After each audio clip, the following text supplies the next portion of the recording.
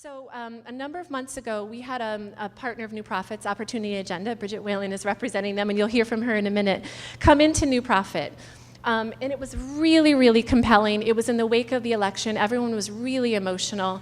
And Alan Jenkins said to us, you know, the political situation is really complicated, but there's one really important lesson for progressives or folks who want to drive change. I'm not trying to make this, you know, a particular political party conversation.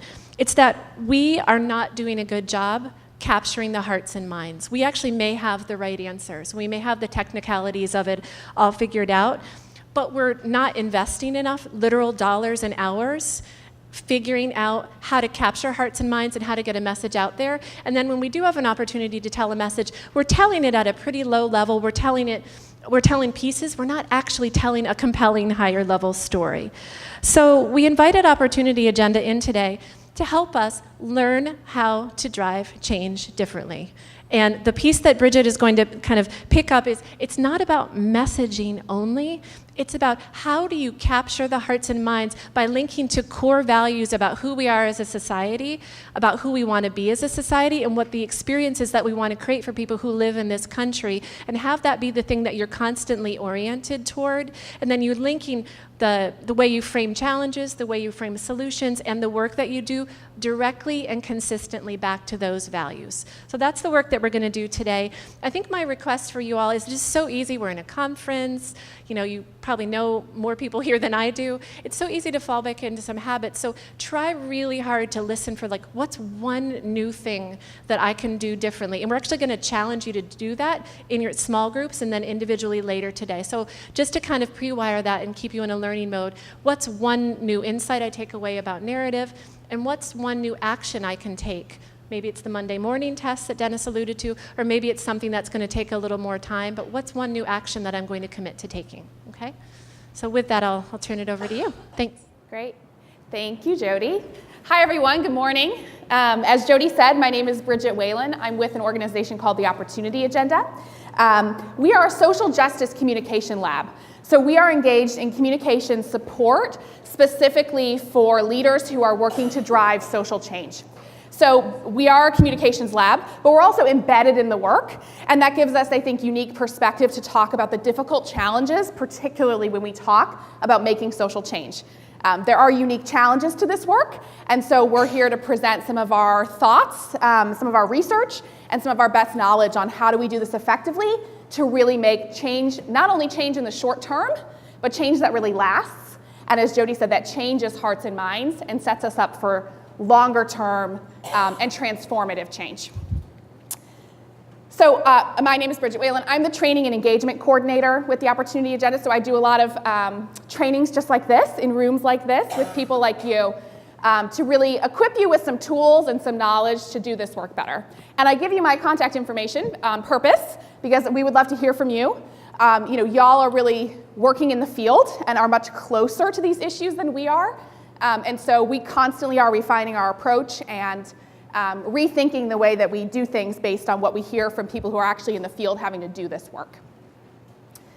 I already gave you a little bit of information about us. I want to talk a little bit about some of the issues that we work on, because you're going to be hearing a lot of examples from those different sectors today, and that's actually by design. So we work on immigrant rights, criminal justice reform, and economic opportunity primarily. We also work broadly on social change.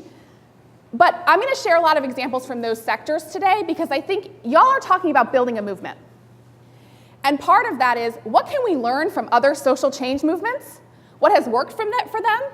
Where did they need to pivot and start talking and doing things differently? And what can we learn and what can we take away from those lessons? So this is really about changing mindsets, changing hearts and minds, changing those big stories that we sometimes call narratives. And how do we do that? We do that in a number of different ways. We're going to talk about some of that today and unpack that. But I'm going to show you a little example of our superhero character we created named Helvetica Bold, who really learned that, unfortunately, as Jody said, the facts are on our side. We have the solutions. We have alternatives that are working. But if we're not communicating those effectively, if we're just giving people facts, we're not changing their minds. We need to connect those facts to values that we share with the audiences that we're trying to reach and that we're ultimately trying to move and persuade. So I'm going to let you see how Helvetica goes on this journey. Her name was Ariel Black, a mild-mannered social justice advocate who believed that cold, hard facts alone could change the world. Until she confronted a powerful supervillain named the Mindset, who had locked people's minds into boxes of fear, making them impervious to facts. Gay welfare queen from Mexico has laid herself up by your bootstraps. How can we get through to people? But then one day, in a freak printing press accident that unleashed the voices of revolutionary thinkers and leaders from the past, Wait a sec. What's happening to me? Ariel was given the power to transform the discourse, reconnecting us to our shared values. Whoa. This is badass. Take that, dominant narrative. Oh yeah, now we're talking. She's got the power to flip the script and free your mind. She is Helvetica Bold. The mindset is about to get reset. Remember, stay tuned and be bold. So I always like to share Helvetica. Helvetica has a lot of adventures you can find on YouTube. But I think it's an important example of the way we talk about things. We talk about things from a fact-based perspective. And what we're actually doing is just bouncing off people's minds. We sometimes talk about framing, which is a concept y'all might be familiar with, and that facts bounce off frames. If the fact you're giving me doesn't fit with my worldview, I don't reject my worldview, I reject your fact, right? So we have to find a way to get into people. How do we find those entry points? And what we learn through messaging research and testing is that those entry points are shared values. That's how we actually reach people. That's how we open them up to having a conversation with us, and that's how we change minds. So just quickly, an overview of communications. There's a lot of different types of communications, and I want to be clear about what we're talking about today. So there's branding communications. This is what each of you do at your organization or at the schools that you work or for the foundations that you work for, the soul of your organization. Who are we as an organization? That's your brand. There's campaign communications. So campaign communications can be a lot of different things. I think of this as anything that has a specific goal in mind and is time limited in some way. So we're running this campaign for the next 18 months, and at the end of it, we're going to know if we won or we lost, right? So it's short term. There's crisis communications. Hopefully you never need to use a crisis communications plan, but it does happen. Think of organizations like Planned Parenthood, who has a very sophisticated crisis communications plan and continues to weather a lot of the attacks against them, versus an organization like Acorn. Does anyone remember Acorn? They did not have a crisis communications plan, and they are no longer in business. What we're really going to focus on today is this long-term movement of hearts and minds that Jody talked about. And if we figure that out, and we get that right, and we get that really rooted in our vision and our values, it makes the rest of this a lot easier. And where groups and folks often find a disconnect is between their campaign communications, their short-term communications, and that long-term movement of hearts and minds. Because it can be really tempting to sacrifice your narrative for the sake of a short-term win. And groups do this all the time. And when we're not really, really clear about what is the long-term change we're trying to drive, we make a lot of mistakes in that campaign communications that sets us up for failure in the future. So how do we move hearts and minds? How do we actually do that? We do that with values-based narratives. So narratives are those big stories. Again, it's that long-term change that we're trying to make. And we do that also with a drumbeat of connected messages. And I think that's really important because there's a lot of people in this room. And if y'all are speaking from the same place of values that you share, we start getting this narrative to gain some traction. If we have a bunch of people going back to their communities, going back to their organizations, going back to the context in which they work, talking differently about education, about equity, about learning, we start to build that drumbeat of connection. And if we're all just doing this disjointed, we're not harnessing the power of y'all being together in this room for these 2 days and the work going forward. So to give you a quick example of this tension between the short-term and long-term strategy, I'm going to give you an example from the immigration context. The CDC released a report about the concerns around immigrants bringing tuberculosis into the United States. And advocates working on immigrant rights seized on this because it was testing well as something that was going to drive them to getting undocumented people health care, which is something they wanted. That was a campaign goal. And so they seized on this message, and they started using it in their campaign. You know, if we don't get undocumented people health care, your nanny is going to give your child tuberculosis. And they won that campaign. They got health care in California for undocumented people. But what story did they tell about who immigrants are? What was the long-term narrative they promoted that they're still dealing with today? That we need to fear immigrants, that they bring us disease, and that there's something we need to protect ourselves from. They set themselves up for a long-term story that is counter to their goals. And unfortunately, we do this all the time. So we need to be really, really clear about what that long-term story is. And there are times when we have to make strategic decisions in the short term that are not ideal. Unfortunately, we don't live in a perfect world.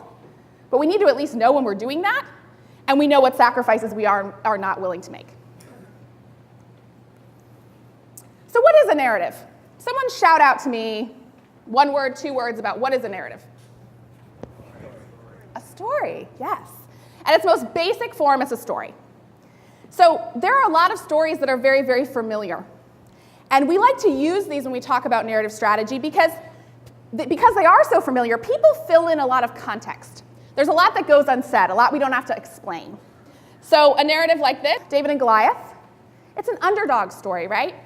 This is a story that's been told and retold and repackaged to us over and over and over again. And now we know how to recognize this. That's an underdog story. I'm rooting for the underdog. No one's rooting for Goliath, I hope. It's a story that has a lot of attached context to it that we understand, and it's familiar. Another example is a story like the hero's journey. There's a lot of stories out there like this. We have a young hero who becomes activated, they find a mentor, they go on this journey, and they come out victorious, right? So a narrative is really just a story. It has heroes, it has villains. Sometimes the villains are ideas, not people. We want to be careful that the villain is not the government. Sometimes we fall into that trap too, which can get in the way of long-term change. Narratives have familiar themes and values and morals. Another way to think about narrative is that it's a big story. It's rooted in shared values and themes, and it influences how people process information and make decisions. So again, there are these big stories that don't have a clear beginning, middle, and end, and nevertheless, we attach so much context and meaning to them. And we can reframe big narratives that are out there. So we talked a little bit about the mindset being our supervillain and the dominant narrative. And sometimes the dominant narrative is really unhelpful to the change we're trying to make. And so our work is to not just engage people on a campaign level and a short-term level, but to actually change the way that they fundamentally think about the issue, to change that long-term narrative. So how do we do this? We use this structure for narrative development. I think this is the one that we have found works for us. There's a lot of different ways to develop narratives, but it's really a feedback loop. We start with what are our values and our priorities. We do research. So at the Opportunity Agenda, we specifically do public opinion and media research. And that helps us inform where are people already at so that we know where we can take them. And then we use experience. So we use the experience of people in the field. How does this work when we actually trot this narrative out and try to use it? Where does it fail? Where is it strong? Where do we see people actually persuaded and actually move to action? So to give you a couple examples of this, of narratives that have really shifted over time because people started talking differently about these issues, we do some work around drug policy reform, which is an issue that has changed dramatically in the last 10 or so years. It wasn't that long ago, so I think this poster is from like the 1940s, that we talked about drug policy and drug users with this very sinful frame. This was about vice. This was about debauchery, right? This is about evil. It was a very moralistic frame that really made moral assumptions about people that use drugs. We moved into, I was a kid, product of DARE, the DARE program. We moved to this very individualistic frame. This is about individual people and their bad choices, and if they just said no. And when people make bad choices, we should punish them. So that was the way people were talking about drug policy, and you can see the way that we handled drug policy in the 90s, for example, with a very punitive approach. So because of the way we were talking about it, it led people to a very punitive solution. We should lock people up. These people are bad, they're making bad decisions, and we should put them in jail. We have come, in the last 10 years or so, in the wake of the opioid crisis, to really talk about drug policy from a public health perspective. And there's a racialized aspect to this. Opioid users are predominantly white, so we're taking a much more compassionate approach. Nevertheless, this is an encouraging trend, because people started talking differently about drug users, who they were, why this happens, and we started talking about it from a systems level. That this is a system of churning, the way the pharmaceutical industry works, the way that doctors are treating opioids, the way that we are treating opioid users, and the way we are punishing them, and how that is not an appropriate response, it doesn't work. People started talking differently about that, and we're starting to see some positive change.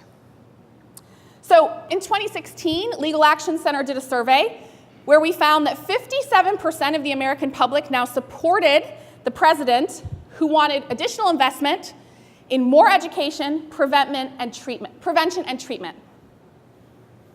Back in the mid-90s, we had peak levels in public opinion research of people wanting more punitive measures. Lock more people up, we have a zero tolerance policy, drug users need to be in jail, that's where they belong. 63% of the American public believe we put too many nonviolent drug offenders in prison instead of treating their addiction.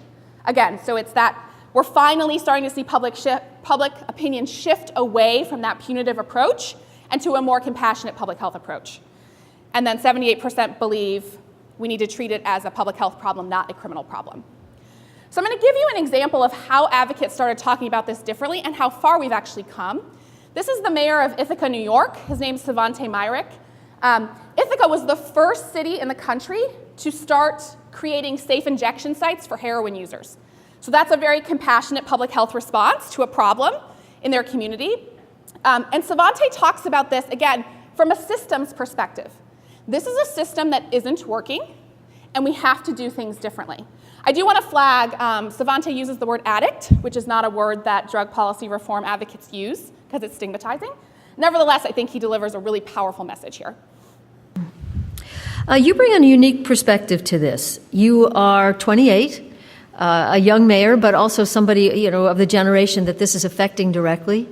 And do I understand you also know addiction firsthand from your own family? I do. My father is an addict, and heroin was never his drug. But I learned at the age of 5 years old what addiction was, what it meant, and the toll it can have on a family. And it just tore us apart. And the system failed. The system failed him, and it failed our family. And I thought that was unique to us, but I was elected to the city council when I was 20 years old. I was still a junior at Cornell University. I got elected mayor when I was 24. I've been in elected office for 9 years now. I'm now lead a system, and I watch that system fail people every day in the same way that the system failed my family. And I realized that this is not working. This is not working, and it's unacceptable. I can't read another editorial or op-ed from a newspaper saying we've got to do something about this problem, but never actually doing anything about it. This is something we can do. This will save lives. This will give addicts another day and another chance to get clean. Does that sound different than how we're used to thinking about drug policy and the way we talk about drug users? Does that sound different?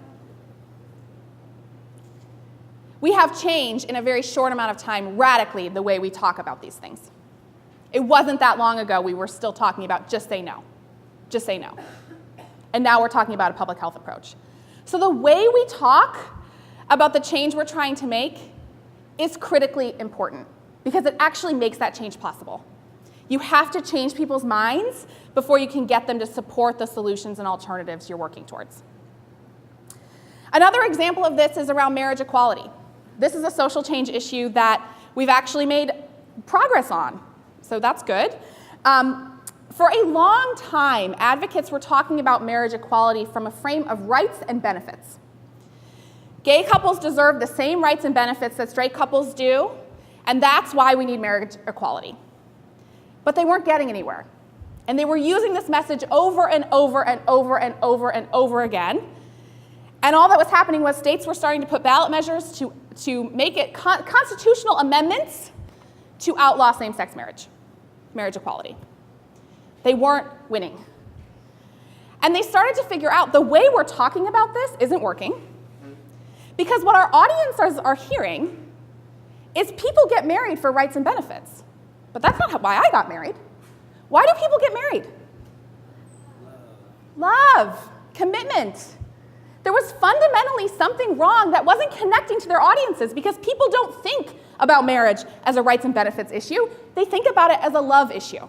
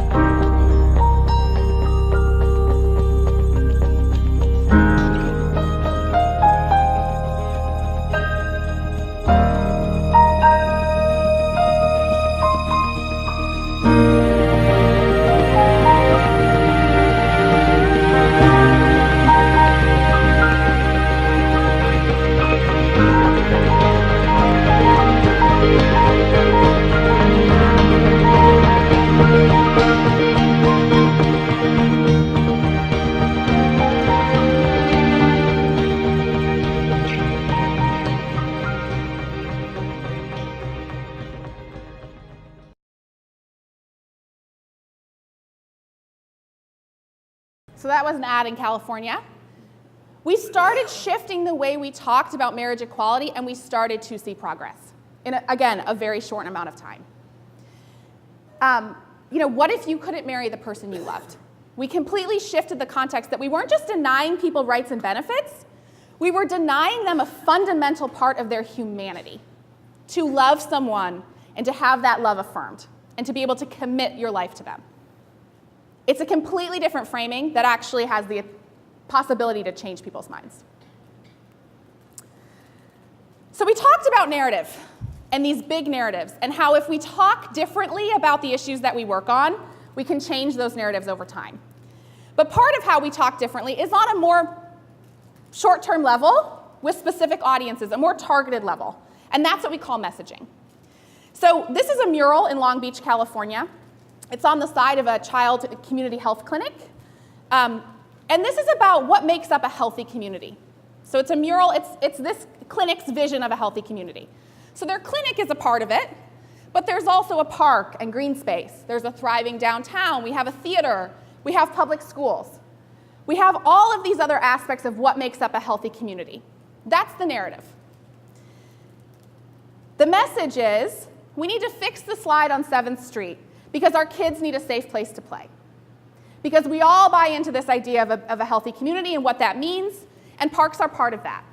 So on the messaging level, it's about a specific tangible thing with a specific goal in mind and a specific audience in mind. So that's how messaging level and narrative level differs, but they should be working together. They should be in concert with each other. Your messaging should uphold that big, larger narrative. So messaging differs from narrative because it's targeted. It has a specific goal in mind. And it has a specific audience in mind.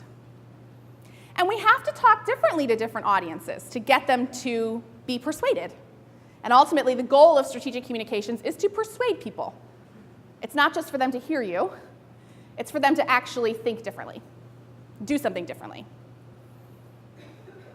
So let's talk a little bit about audience, because this is really important and it can be hard for people to understand. What are some audiences that y'all are trying to reach in your work? Just shout them out. Policymakers? School leaders, I think I heard. Who else? Teachers? Great. Students. Those are all very specific audiences. Sometimes people tell us, we need to reach the general public. We need to get the general public on our side, and then we're going to win. There is no such thing as the general public. And when it comes to communications, we do not have the time or the resources to reach everybody. It's physically impossible. And it's also not strategic because there are some people that we can't change their mind. Their minds are locked. And so we don't need, the good news is we don't need those people. The opposition to social change, when we do audience research, there are oppositional people out there who are kind of fundamentally opposed to some of the issues that we support. We will never change their mind, just like they will never change ours. What we know from research is it's like 17% of the population. So it's a small percentage of people. We don't need them. We don't need them. We need to know what they're saying because we need to make sure that we're neutralizing their impact on the other people in the middle. But we don't need to focus so much on what our opposition is saying. We sometimes think of audiences as this spectrum, a 1 to 5 scale. Our ones are our base. They're with us. We need to keep them mobilized, we need to keep them energized, but they're on board already. So we don't need to persuade them. So our strategy there is to mobilize them, energize them, amplify their voices, get them connected and taking action, but we don't need to spend a lot of time on the persuasion. Our 5s are the opposite extreme. They're our opposition. We don't want to spend a lot of time trying to persuade them either because it can't be done. But what we do want to do is know what they're saying so we can neutralize their effect on the people in the middle. So our 2s, 3s, and 4s are our persuadables, which is a term you may have heard of before. We use it in polling, we use it in public opinion research. Persuadable audiences. People who, if given the message in the right way, can actually be persuaded. So how do we move those people along? We have to identify themes, messengers. Sometimes we're not the right messenger, and what messages are actually going to work for them. And so again, we do this through research, people like the Opportunity Agenda, people like Frameworks Institute, which offered some possible values today for y'all to be working from, but also practice. Part of this is you've got to go in front of a school board to talk about a certain issue. You know kind of where 5 of those members lean, but you've got 4 who are up in the air. If I say this thing, if I try this message, did they change their mind? Where do they fall on this scale? How do they tend to vote on these issues? Right? So some of this is big picture thinking that sometimes takes actual research, and some of this is just on the ground, trying things, seeing what's working, seeing what's taking hold in your community, in your school, in the context in which you work. So when we think about audience, we want to think where do they rank on that 1 to 5 scale. And this can be hard to know, and sometimes you're just guessing, and that's okay. I would challenge you to not put people in that oppositional box unless you are really, really, really, really, really sure. We did some work with the Close Rikers campaign in New York City, who is working to close Rikers Island, and the mayor has agreed that he's going to take that step. 2 weeks before that happened, the Close Rikers organizer told me, Mayor Bill de Blasio is a 5 on closing Rikers Island. He is our opposition. 2 weeks later, he decided he was going to do it. So don't write people off because of who they may have voted for or what their political leanings might be. Try to persuade them until you realize that you can't, and then maybe they are a 5. Sometimes we put people in that 5 box very quickly based on assumptions or prejudices that we might feel. What are they thinking about your issue? How much do you know about what they already know about this? What are they feeling? What are their values? And that values piece is really critically important. What are they hearing about your issue? Is this an issue that's gotten a lot of attention in your community? Are they reading about it in the newspaper? What does the newspaper say? Are they seeing it on the local news? What is the local news saying about it? What are they hearing? What other voices are in their ear? And then ultimately, what do you need them to do? How do they need to do something differently to get you to where you need to be that you're making change? So I want to share a few messaging strategy lessons, kind of general tips for how to message effectively, and then we're going to actually give you a tool for developing messages, and y'all will get some time to kind of workshop that a little bit. So we want to lead with shared values, and I touched on this already a little bit. Shared values are the thing that opens our persuadable audiences up to conversation. It's the entry point. It doesn't mean that we just only talk about values and we never get to the solutions we're proposing, but this is the starting point. It ensures that people don't initially feel alienated because they don't know what you're talking about. So sometimes we talk about policy, and we start the conversation there. And people feel alienated by policy because most persuadable audiences don't understand it, and frankly, they find it boring. So they're automatically tuning you out. Policy is critically important. We all know that. It affects our daily lives. But it's not always the most compelling way to start a conversation. Has anyone ever talked about policy over the Thanksgiving table? Do your relatives kind of all like, okay, that's nice, I'm going to talk to someone over here? It's boring. It bores people. People don't want to hear about something they don't understand and that's complicated. Issues. We often talk a lot about issues. Issues are better than talking about policy, but issues have the opposite problem. People think they know all about the issue, and you're not going to tell them anything they don't already know. 9 times out of 10, their minds are made up. Yeah, I've heard about that on the news. You know, that's been a big deal in our community. I know about it, and I kind of already know where I stand. You're not getting people from a place where you can actually change their mind. If we start by talking about values, we actually open them up to that dialogue. We both care about this community, right? We both care about families having the tools they need to meet their basic needs. We both care about equal opportunity, that what you look like or where you come from shouldn't determine what opportunities you're given in this country. And that's why these problems are standing in our way. It's a fundamentally different way of getting people to think about a problem. And this is not just a theory. We actually know that this works. We test messages with people, and overwhelmingly we find that people that were persuadable on the issue going in find a message that leads with values to be more compelling than a message that leads with facts. So they end up changing their mind, if they were persuadable going in, because of a values-based frame. So in addition to leading with shared values, we also want to be telling systemic stories. And I really liked the video that was shared earlier from the Youth Leadership Council, because it was about a bunch of different students and their experiences. And sometimes we fall into the trap of wanting to tell individual stories and holding up individual experiences. But the problem with doing that is that people make judgments about individuals. What choices did they make? Good or bad judgments sometimes. What choices did that individual make that they deserved whatever happened to them? Deserved or didn't deserve? We make that judgment. If we tell stories from a more systemic level, we lead to systemic change. If we tell stories from an individual level, we may get individual help or individual charity, but we don't get systemic change.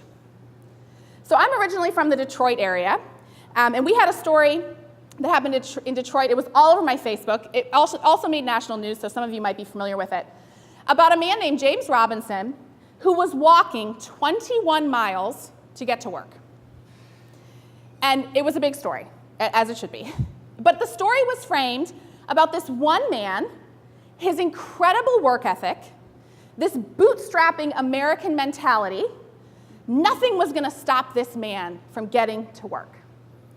And isn't he amazing, and isn't this an incredible story? And that man is amazing, and it is an incredible story. But unfortunately, because it wasn't framed from a context of why does someone have to walk 21 miles to get to work, Why doesn't he have access to transportation? Why doesn't he have access to a good job in his community? Why does the job he has not pay enough that he can afford a car? None of those questions got asked. And so what happened? People got together, they started a Kickstarter campaign, and they bought James Robinson a car. And everybody patted themselves on the back, and they did a good deed, and they washed their hands of it. And that helped James Robinson, but that didn't further any of the changes that would prevent someone from being in that situation in the first place. And so we want to be really careful about these stories of one, because they lead to changes for one, rather than for everyone, rather than on a systems level that actually make long and transformative change. So I'm going to give you another example of this. Again, it's another public service announcement. Very impressive, Mr. Gonzalez. Thank you. But he was pretty good. I think we've got enough color around here. 2 points. And who's next? You drop this? Imagine the power of one voice. Find yours at freedomcenter.org. Did anyone find that ad compelling? A few people. It is compelling. Individual stories are compelling. We like to see individual people doing good things and doing the right thing. But the problem is, what story are we telling? Who's the hero in that story? Yeah, it's one individual white guy. If individual white guys could just do better, racism wouldn't exist. We know that that's not actually the way that racism functions. It's a system. And it is made up of individuals who make decisions, yes, but it's much bigger than that. Racism is also not about rogue individual racists. It's about systems and the way that systems work. Okay, we want to talk about obstacles and not just outcomes. So, again, in the criminal justice reform space, a lot of people talk about this disparity between white people and black people and prison rates of incarceration. And for a long time, we talked about just that disparity. And we gave it to people who were other reform-minded advocates, and they filled in a lot of context, and they understood the reason that there's this disparity is because of the way that communities are policed and because of the way that courtrooms work. There's a lot of things to unpack here. But they filled in that context. So this is a statistic. Black males' chance of going to prison is 32% compared to just 6% for white males. But we took that out to persuadable audiences and we repeated that same message, and what did they hear? Our persuadable audiences heard black men are committing 5 times more crime than white men. So we reinforced a stereotype rather than talking about the actual root of that issue, the root causes, and the obstacles, which are racial disparity, implicit bias, discrimination in policing, discrimination in the courtroom, discrimination in the system writ large, right? So what we could have done instead, and that may have been effective here, but the crucial thing is when we look at people from other groups, we just tend to stereotype. I'd invite viewers to go on a website called Project Implicit. And that gives you it's a little online test, it'll take like 5 minutes, of how you process people from your own group and people from other groups. And what you'll find, if you're like the vast majority of human beings, is you process people from other groups differently. And you associate them with violence and other things. And that means it's say that that's just people of color will find this also. Exactly. You take the test and you find that even people of color are more likely to ascribe negative attributes to darker skinned people. Right. So I just finish one point that I would say it means that racism isn't a disease, it's a natural sin that we're born into. And therefore we have to fight it through civilization and through artifice. And by the way, it's one of the reasons when you have somebody with a gun in a neighborhood, it has to be someone trained, and not somebody just floating around. Let me get Governor. all right. So the idea there is that we can talk about these issues from an obstacles standpoint. What is standing in the way that is leading to these disparate outcomes? So things like implicit bias, things like discrimination and the way that communities are policed differently, right? Communities of color are policed very differently than white communities. So just giving people those outcomes tends to reinforce their preconceived notions and their stereotypes. So the next general tip, messaging strategy, is that we want to emphasize solutions. And what's been so great for me to see this morning is that y'all have solutions. You have alternatives to lift up, and you should be amplifying those, because not everyone knows that those exist. And that can help persuade people. Van Jones likes to say that Martin Luther King Jr. is not famous for saying, "I have a complaint," right? He gave people something aspirational to believe in. And if you just give people another problem, they feel overwhelmed and they feel something called compassion fatigue. I have a lot of problems in my, people have their own problems, right? I've got to get dinner on the table. I've got to pick up my kids from daycare. I've got to, deal with an ailing relative, whatever it is. I've got loud, noisy, disrespectful neighbors, whatever. We have all of our own daily baggage. And then we have the issues that we care about, and we do care about them. But there's a limitation to how much we're willing to do if we don't feel that the problems are solvable, right? Look at what's going on with climate change and the way we talk about climate change. It's so bleak. People feel overwhelmed by it, and they don't know what to do. We need to give people clear solutions. We need to lift up successes and alternatives to say, yes, these problems are big. They're not insurmountable. We actually know how to solve them. We just need to be given the space and the tools to do that. We want to evoke familiar themes and metaphors. So I talked a little bit about familiar themes earlier, this idea of these archetypal stories and how they're very familiar to us, and we like familiarity. Our brains like familiarity. Our brains also are naturally wired to think in metaphor, to think in story. So I just want to illustrate the power of metaphor. What is this a picture of? Just broadly. War. Battle. What is this a picture of? Where are my biology brains? It's a virus. Yes, it's a virus. Can you think of something that sometimes gets framed as a war, something we are battling in our communities, versus something that we have to treat in our communities and we have to heal communities from? Can you think of an issue? Drugs. Close. Poverty. In this example, it's crime. Drugs obviously falls into that. They did a study in 2011. Some researchers got together and said, we want to kind of test the power of metaphor. We're going to give people 10 facts about crime. But we're going to lead into those facts with an introductory paragraph using metaphor. So they split people into two groups. One group got same 10 facts about crime, but the metaphor was, we need to fight crime. We need to, this is something that is raging in our communities, and we need to fight it, and we need to battle against it. And the other group got a metaphor that was about, this is something that's plaguing our communities, and we need to treat and heal from it. And people in the crime metaphor group, overwhelmingly, when asked what solutions to crime they would support, wanted punitive solutions. We want more cops on the street, we want more police cars in our neighborhood, we want more people going to jail or prison. And people who were given the virus metaphor were more likely to support rehabilitative solutions. So we want to see alternatives to incarceration, we want to see diversion programs, we want to see reentry programs for people after they're incarcerated to connect back into their communities. And when asked why people supported the solutions they supported, people overwhelmingly said, because of the facts. But they got the same facts. So we know that actually what persuaded them was that metaphor. We often use metaphors that are not necessarily helpful. In the economic opportunity space, and I can imagine in the education space, there's often this metaphor around leveling the playing field. And what that metaphor does is prime people's brains for the idea of competition.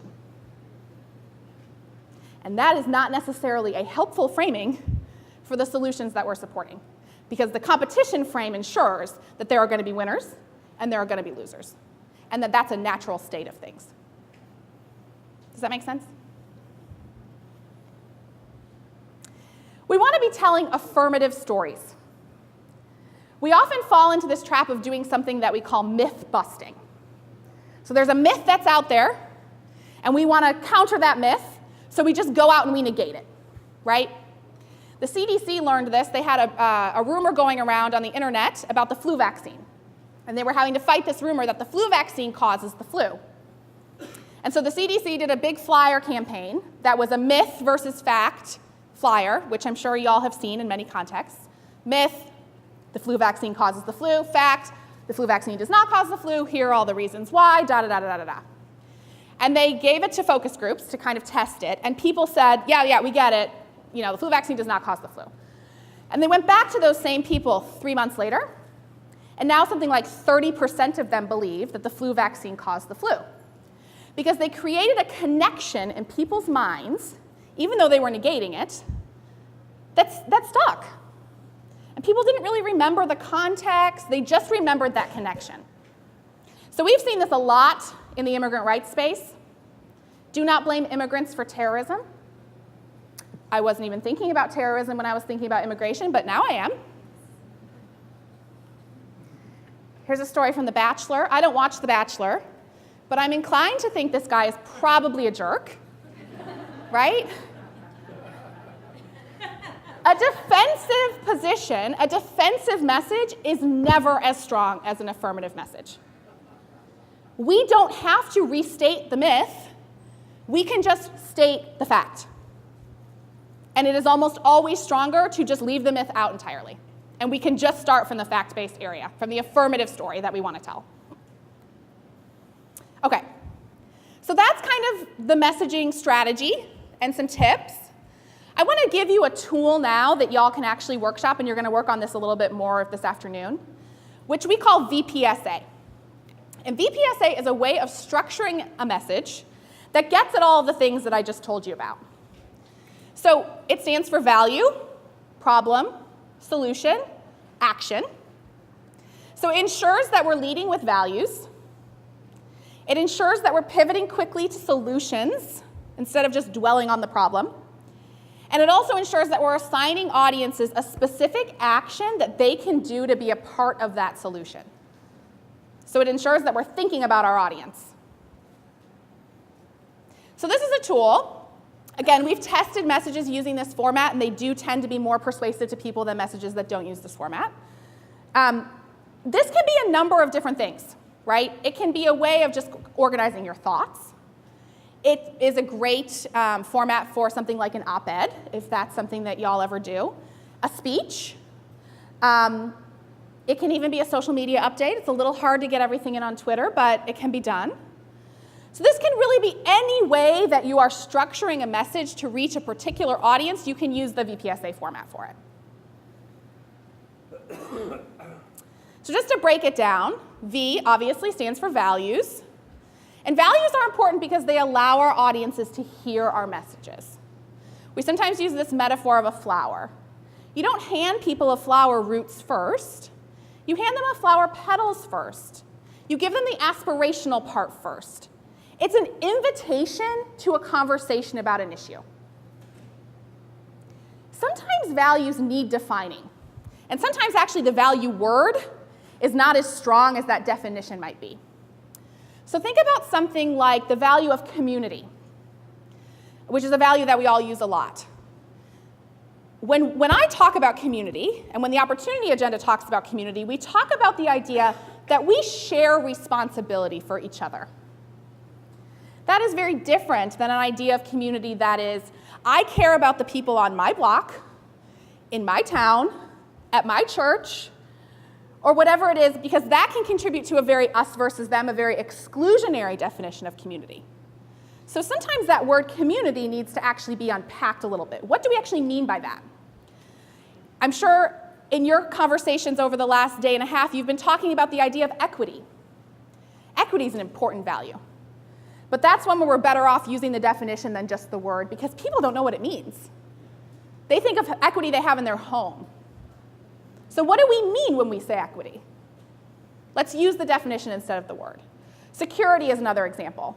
When we talk about security, we mean people should have the basic tools to meet their needs. But when some people hear security, they think of homeland security, terrorism, safety, right? So sometimes these values need some unpacking and need some defining. And we're actually more successful when we're very clear about what we mean about the values that we're talking about and we're reclaiming their meaning than when we just use the words themselves. So P stands for problem. That's the next part of this formula. And we want to frame problems as being a direct threat to the values that we're proposing. Facts and statistics fit here in our problem section. We want to be careful and use those sparingly. Again, if we overwhelm people with facts and statistics, they just get overwhelmed. They get lost in a sea of data. But we can think about concepts like social math. Does anyone know what social math is? One person?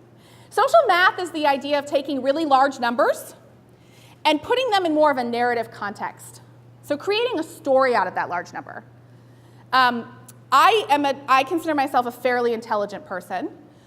I don't really, this is a little embarrassing, I don't really know the difference between 1 million and 1 billion.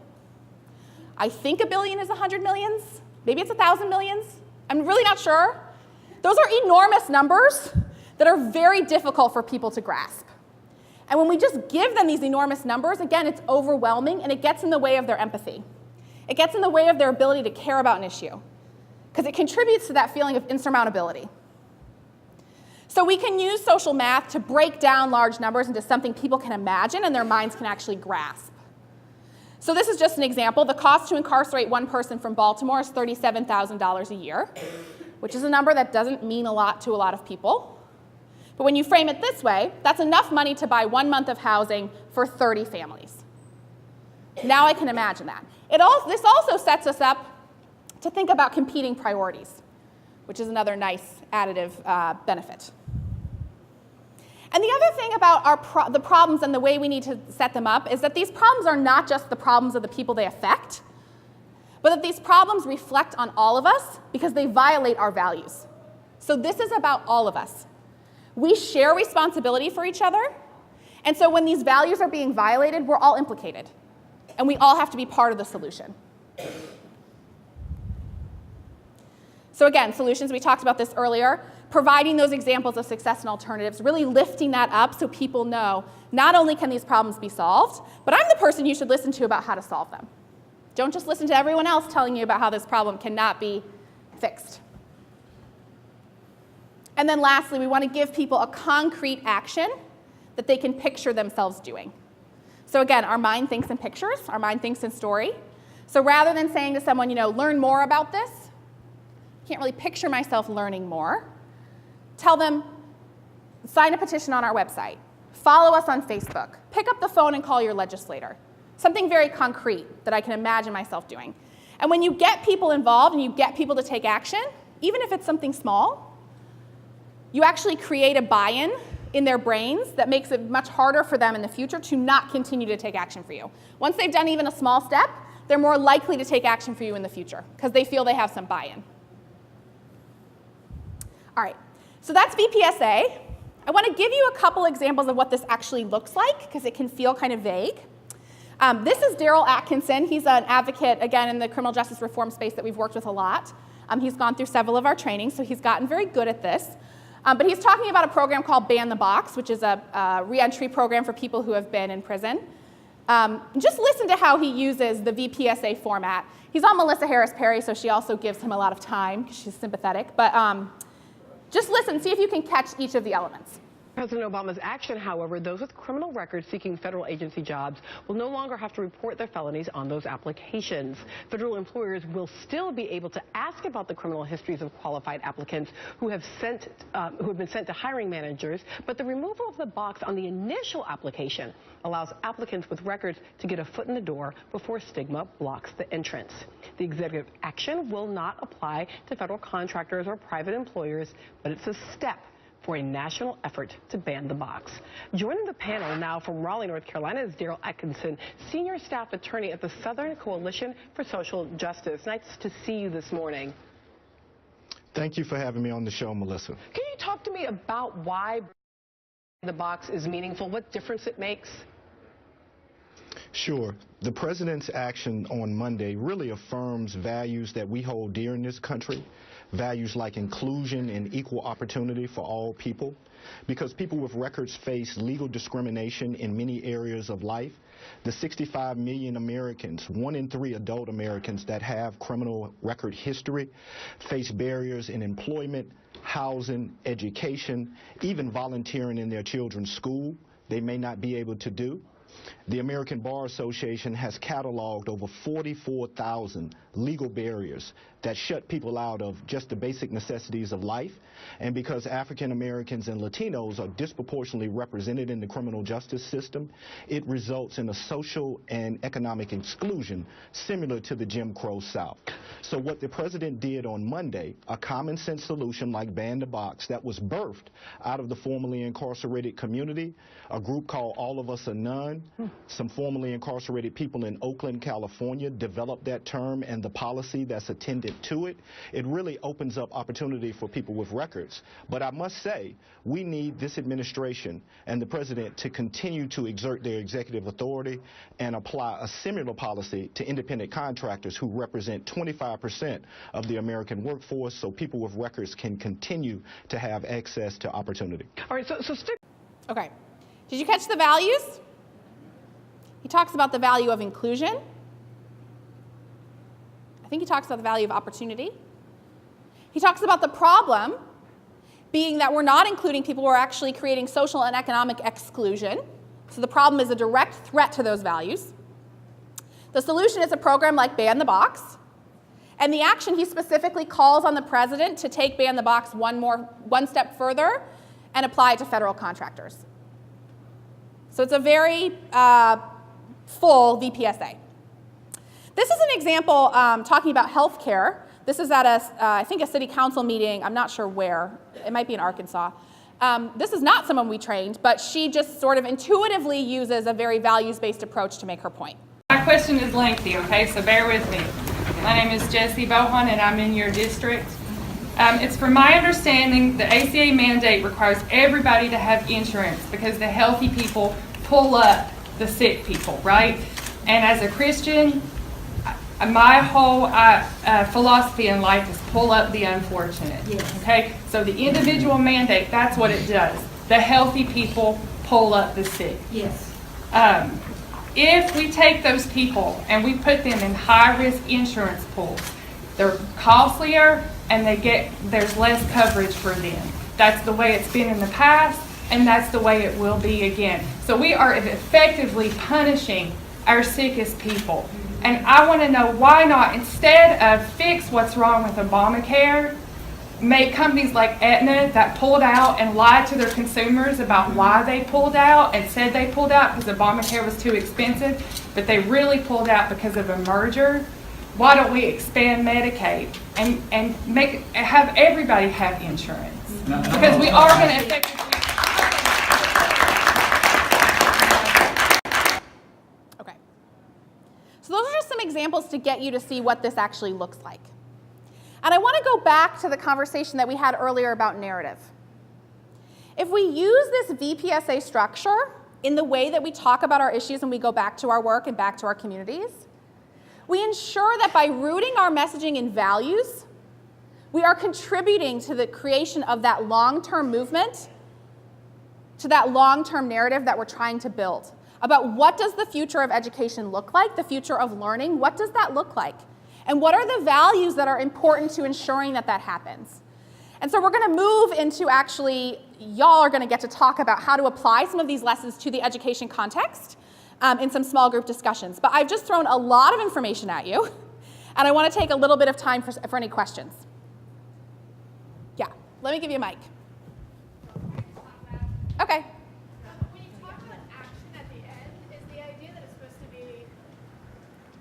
When you talk about action at the end, is the idea that it's supposed to be a concrete action specifically for your audience? So in the first example here, I think the action was the president should blah, blah, blah, right? But in that moment, the speaker wasn't really addressing the president. Right. So what have you found about what kinds of action statements are most effective?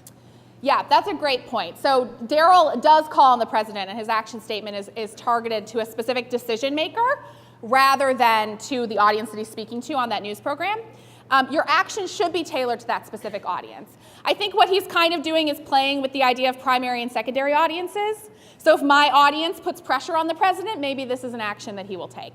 So sometimes we're calling out specific decision makers. Also in the example of being at a city council meeting, you're speaking directly to the decision makers. You're asking them to take action, but there's also people in the room, and in this case, video cameras. So you're reaching another audience as well. So it just kind of depends on the context, but generally, yes, your action should be about what a specific audience can do to be a part of your solution. Is this on? I actually had the same question, and I was wondering a little bit, I think as I think about pivoting to our context here, to what extent is audience linked to a perspective about obstacle? Like what's actually standing in the way of the big change? And how clear do folks need to be about that as they're sort of starting in this process? Or how clear a hypothesis do they need to have? Yeah, well, I think there's two things to unpack there. One is who's actually responsible for making the decision? So that's part of it, which is that's not always your audience. Sometimes that's your audience. But be really clear about assigning responsibility, that these are actually, again, not just natural states of being and things that happen, but rather the results of decisions and priorities that people have made. And so being really clear about who has the responsibility then to change those priorities and change those decisions. And what was, tell me your question again? That was responsive to me, okay. But yeah. Other? My friend here got me thinking about this an hour ago, but you didn't talk at all about, and particularly in education, we talk about this a lot when we think about our community audience being parents. You didn't talk about how different cultures receive messages, and how do you think about that? Because to me that feels very important as we in education, different cultures and families hear things differently. Yeah, it's a great point. And the more specific and targeted we can get about our audiences, the better. So if we just talk about parents as a monolithic audience, we may not actually be having the most persuasive dialogue, because there are some parents that are going to fall potentially closer to that 3 or 4 range. And there are some parents with some of the solutions we're proposing that maybe are a 1 or a 2. And so we want to get really as specific as we possibly can. And sometimes that's hard, and sometimes it also feels kind of uncomfortable because we're making a lot of assumptions about people. But it helps us tell better stories and make sure that we're being responsive to the actual values that are going to move them. So if you're in a school district where it's possible for you to look at parents and try to figure out, okay, which parents are going to be more likely to be difficult to persuade, and which parents might be more of the low-hanging fruit, and can I get those low-hanging fruit to support me first, and then how do I actually build this to bring everyone else along? So I think actually the more specific and more segmented you can get it, the more effective you're going to be, rather than just lumping all parents together and thinking that your message is going to work for all of them. Hi. Oh, that is very loud.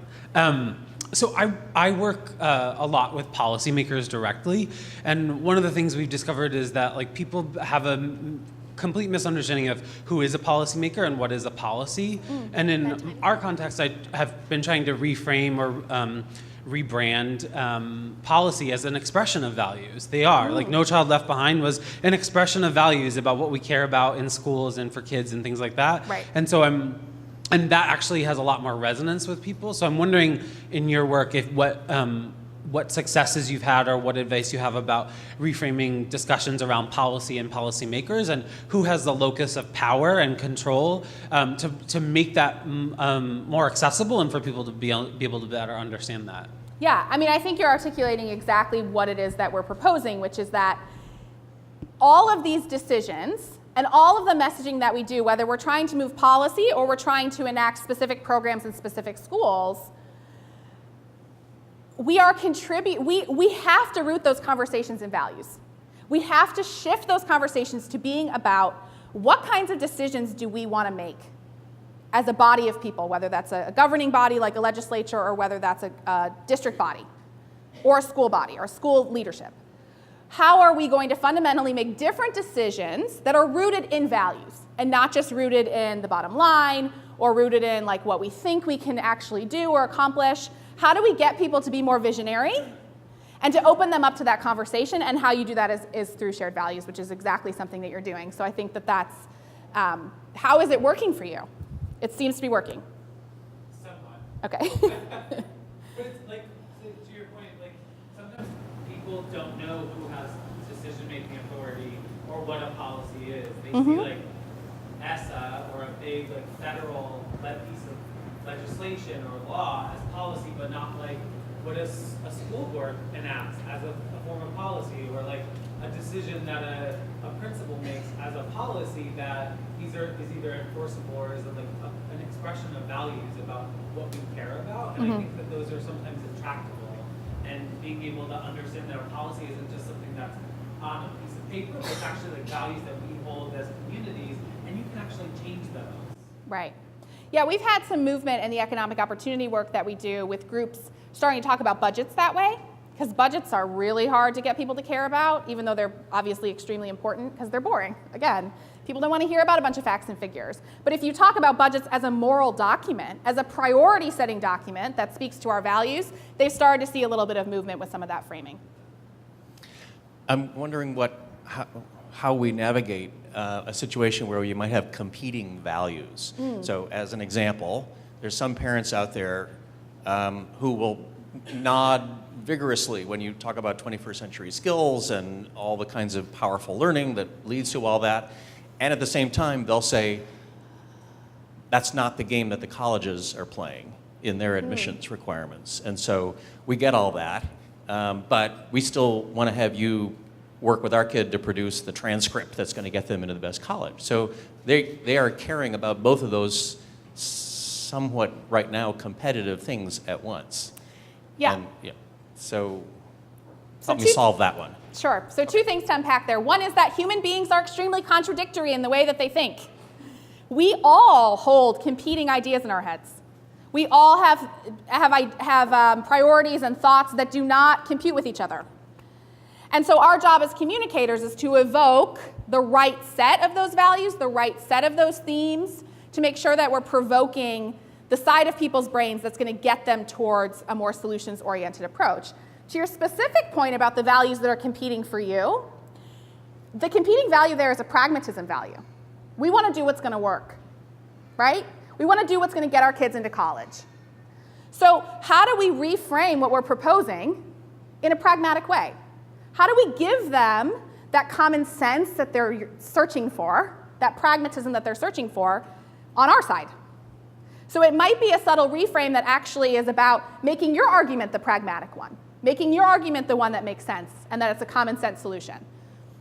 People love the concept of common sense. We do a lot of message testing where anytime you even use the word common sense, people are like, yes, yes, yes, yes, yes, yes, yes. They love it. So, to me, that's actually something you can possibly reframe for your own side. Bridget, I had another that came up as I was going around the room. Thinking of that picture you showed of the mural and then I think the playground or the slide on 7th Street that needed to be fixed. And I'm wondering about the solution piece of VPSA, because I think a lot of times when we're talking about solutions, we're talking about the slide or the merry-go-round. We're talking about different programmatic elements that need to show up, but maybe not together painting as compelling a picture of how all those come together. And I'm curious if there's anything more you could say about that. Sure. So the way that I would sort of parse that out is your solution, again, is messaging level. So it's short term. I'm going to talk to this audience today about this one specific thing, this one specific policy, and I'm going to propose a solution for them, versus your vision, which is really an element of your narrative. So what is the story I'm trying to tell, and what is the picture I'm trying to paint about how this looks? Again, people think visually. We had in the discussion in our group earlier some conversations around how to put students' voices first. And one of the things that came up was, that's hard for me to envision because I've never seen it. So the articulation of that big picture vision is really powerful, because sometimes it takes that, what does this actually look like, for people to be able to imagine it. They might like the idea of it, but if it doesn't seem feasible, if it's not something their brains can actually see, then we haven't done a good enough job of articulating that vision. Okay, one more question, and then we're going to move into some small group discussion. Avoiding individual stories because they might be individual fixes. And think they sort of talked about the macro, right? X% of people aren't able to access these opportunities, et cetera. Is it really the macro that's more effective, or is it a mix of the two to get to sort of the big picture and the tangible? Yes, thank you for bringing that up. There is this tension between telling stories that are human and that people can actually connect to other humans in the story, which is what leads them to feel empathy, and telling a story that holds up one human for judgment. So ways to get around this are things like group stories. So the more you have the power of several people who have different experiences and are bringing different perspectives to it, but are echoing the same systemic problem, is good. We can also use messengers called, like, I have a healthcare example that I sometimes show. Has anyone ever seen the documentary Sicko? The, what's his name? Michael Moore documentary. He does a really effective job of this, of talking about the problems with healthcare. And he uses a woman who works in an insurance call center and how she sees the system from her unique perspective because she's a part of that system. So she's an individual, but she's telling the story about the way the system is failing and her own actual role in that. So she talks about how she gets people on the phone and she knows they're going to be denied for insurance and the emotional toll that that takes on her. So she's an individual storyteller, but she's telling a systemic story. Does that make sense? Does that make it a little clearer? If you get stuck, the power of group stories. Just stick to group stories. Yeah? I just wanted to add to that the analog, I think, in education would be, instead of focusing on the individual student and the triumph of the individual student, focusing on the teacher and what's the teacher's mandatory class. Right, because the teacher is a mechanism of that system, of the educational system. Okay, so I want to move us into some small group discussion. So I think you'll just stay at your tables for this and talk to the people that are nearest you. The first discussion is around audiences. Who is persuadable from your perspective in the work that you do in your unique, wherever you sort of sit in this issue? Who is persuadable? And be as specific about that question as you can. Again, maybe it might be more specific than just parents, right? Which parents? Parents that have what kind of attitudes? Parents who might have supported what kind of other issues? And the frame that people should have in doing this is not necessarily advocate for your own program. It's you as a social change agent on behalf of the mural, the big vision. Yes. Yeah? Yes, Okay. Thank you.